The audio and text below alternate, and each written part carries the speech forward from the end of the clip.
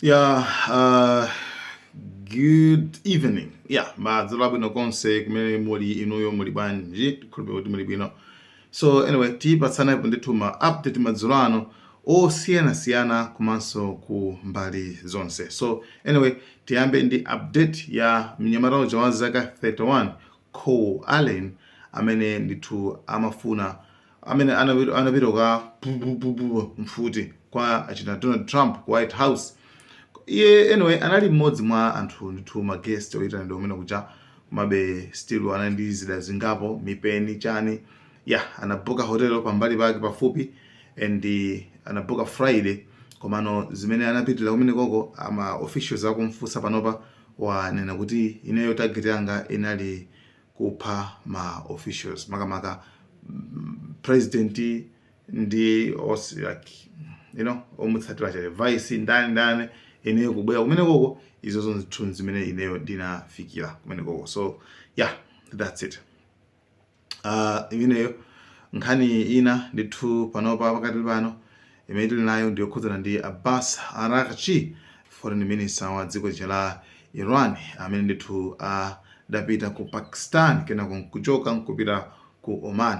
So zapeza zoti kuchoka ku Oman wabwereranso kupitanso ku Pakistan kachikena koma apitanso ku Russia.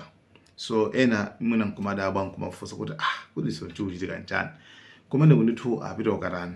Anyway, nkhani yake sikuti ikukhudzana ndi ma Americans kapena ma negotiations okambirana naja. No, still nkhani yake sikukhudzana ndi America, and this time I think ma Americans sanapeke bodza lina lake and nkamba tiyeni hayi chifukwa uzoti ayalukaso ngati mene anayalukira lero lomuja dzulo. So I think anayalukaso kwambiri. So iwo amakamaka mission yawo ndino kuti akukambirana ndi ma players aku region kumeneko kupanga Oman komanso Russia, Pakistaniyo akupanga framework akukambirana kuti pamene papa makamaka chingachitike njani tipange bwanji kuti nkhondo imeneyi ite.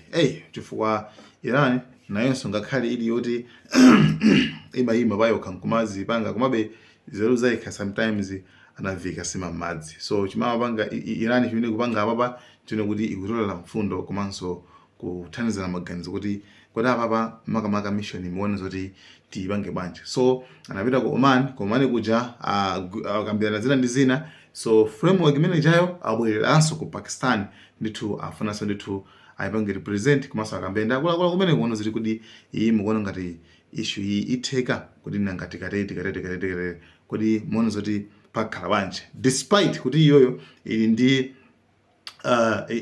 ndi kuthekera kupanga chinchani zinthu mwazokha komabe still panapa afuna aonetse anthu chinthu chimodzi nzoti ifetu ataki timapanga ija kaya ku Oman sikuti inaliona kuti ifeyo tikupanga attack dziko la Oman ngati dziko la Oman. No, actually timapanga attack ma assets America.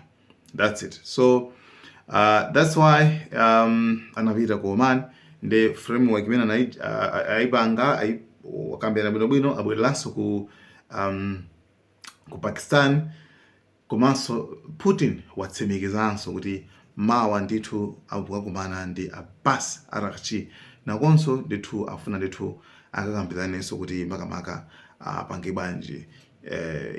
Mukudziwa kalenso kuti nthawi ya nkhondo. So that's why wabwerera komano there is nothing, palibe chilichonse chokhudzana ndi kuti akubwereranso mwina kuti akakambirana ndi ma Americans awo angozivuta kungoziyalutsa kungoonesa pantunda bodza lawo limene ndithu akhala akuwapereka. So Iran sikupanga comment pa chilichonse koma iyo ikungopanga zimene ina ndinakale. That's all. Okay, chabwino. So munkhani ina tilowe ku dziko lija ndithu la Israel kumene ndithu Israel still ube amene I don't know kuti vuto ndi yani kamene kaka ma Zionist amene wawo amene ali ndi vuto koma ali ndi vuto ndi zoti yamphera nzokayikisa chifukwa chimene akupanga even dzana aphulitsa kuchipatala ku Gaza and ku Lebanon kujaso ayiyambaso nkhondo ijaso kachikenaso, right?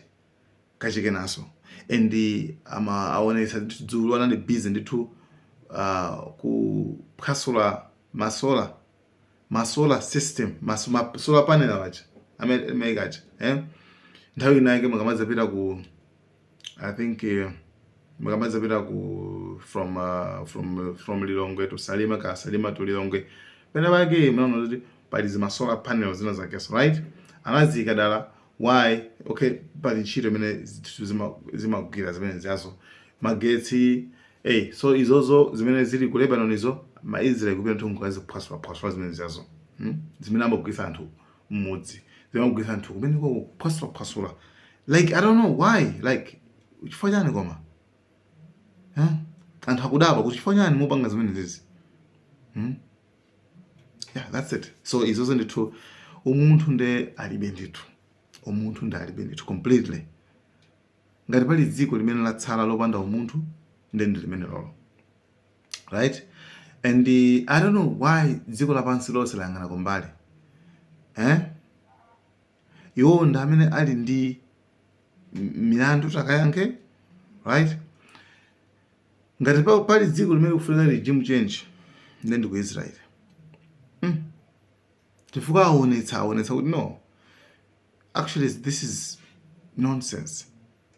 By the way dzulo kunali mademo komanso pakati pali mademo apitire labe anthu kaya kumatcha ku Israel anthu ayamba kusukusula maso amba uzindikira chinthu chimodzi akumatcha chifukwa akufuna amve chilungamo cha October 7 chifukwa mu October 7 mucha everyone knows that what happened on October 7 was an Israeli setup. Everyone knows it. What?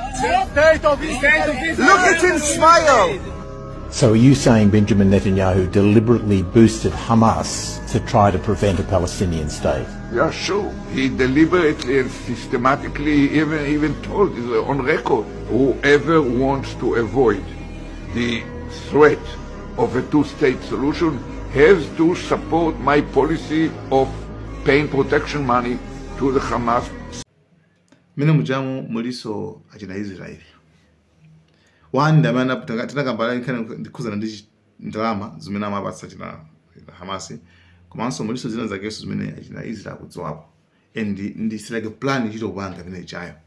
So anthu akupanga they demand the answers. Afuna ma answer kuti Allah izizi ndalongoswa bwino zinaenda banje chifukwa nawonso aliso ndi zochitika zawo zimene anachitaso mene mumu. We're here in Habima Square in central Tel Aviv where another anti-war, anti-government protest is taking place, and this has become a direct challenge to the government, direct challenge to Prime Minister Benjamin Netanyahu. Many here are accusing him of starting all these conflicts for his own political survival, for his own political benefits, to distract from the corruption trial that he has, to distract from failing to achieve.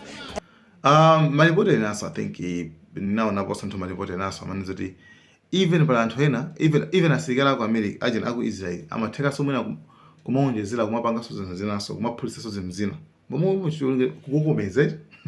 kukomeza yeah amapanga zimene zonso cholinga nkhani yonse blame yonse ipite kuchani ku Hamas.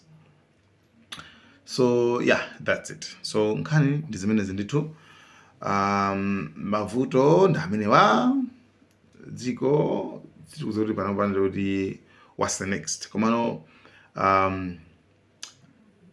stay informed ndithu ma update tizikupatsirani beni kuti tizidziwa zoti kunjaku kuchitika chani. So guys, thank you so much. And now we can cameras.